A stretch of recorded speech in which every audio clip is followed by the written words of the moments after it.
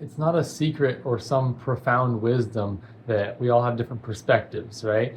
Given the same situations and the same environments, we all experience things differently. We might have a glass half full or a glass half empty mindset, for a simple example, right? And so oftentimes with God, there are two postures that we take, which is a different perspective.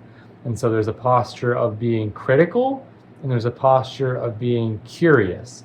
And these things are directly opposite viewpoints on things. And so let's say you have something really hard in your life and it's beating you down, or you're worried and you're critical of God.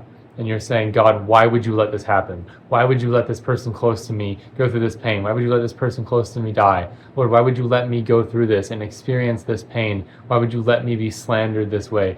God, why would you put me in this hard situation? Right? So that is being critical of God. And so you're not, for one, you're dividing yourself from God. And for two, you're not able to see truth, because what you're doing when you say, God, how could you, why would you let this happen? Is that you're criticizing God, right? You're like, I wouldn't have done it this way. God, your character is wrong. You're wrong for this. Make it make sense how this could be a good thing, right? And so really what you're doing is you're saying, I'm here and God's here, and God has to answer to me, right? Like God has to explain to me, because it doesn't make sense. I'm the moral authority, right? And so we don't think about it that way, but there's the logical fallacy to it.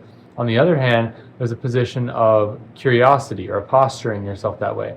And so I don't understand why that terrible thing happened, but God, I'm curious how you might do something good with it still.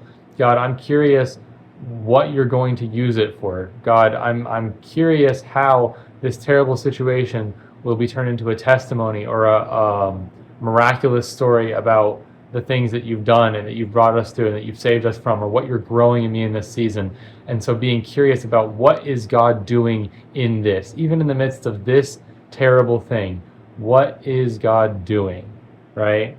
And so you're asking God, you're saying, God, you're up here. I don't understand. Help me understand.